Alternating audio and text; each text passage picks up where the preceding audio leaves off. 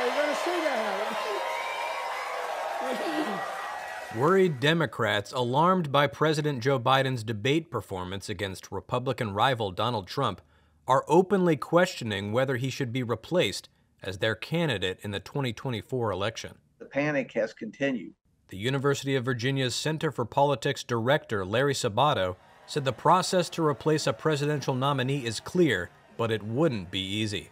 There is only one way for a nominee to be removed, and that is for the nominee to decide not to run before the convention, to open it up, to let the, in this case, Democratic National Committee set the rules for the convention, which would be an open convention with declared candidacies in advance, probably support from a certain number of state delegations.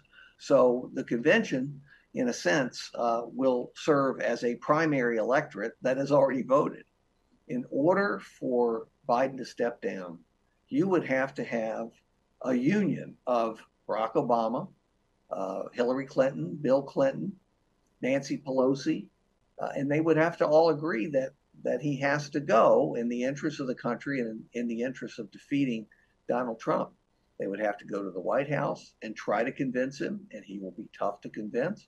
And they'll also have to try to convince Joe Biden, and that may be even tougher. Sabato has a long list of possible replacements, but said there is no obvious top choice. Kamala Harris has to be on the list because she's the incumbent vice president. I don't think she would be a particularly strong nominee. Governor Gavin Newsom, not just because he's governor of California, but because he has access to tons of money, which the new nominee would have to raise very, very quickly. There aren't many people who could do it. Governor Gretchen Whitmer would absolutely be in this mix, Michigan being one of the key swing states.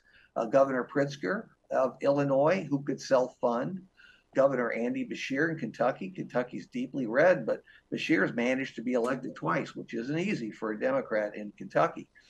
Governor Shapiro of Pennsylvania, who's become very popular very quickly, an articulate guy who comes across well and fits Pennsylvania, a key swing state, probably better than Joe Biden does, and certainly better than Donald Trump does. So far, Biden says he isn't going anywhere. His campaign held an all-hands-on-deck meeting a day after the debate to reassure staffers that the 81-year-old was not dropping out of the race, according to two people familiar with the meeting. If this were anybody else but Donald Trump as the Republican nominee, this race would be over.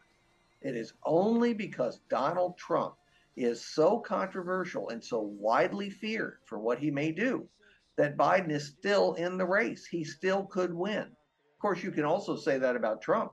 If there were a new, vigorous, younger Democratic nominee, I think people would take that opportunity in a minute to keep Trump out.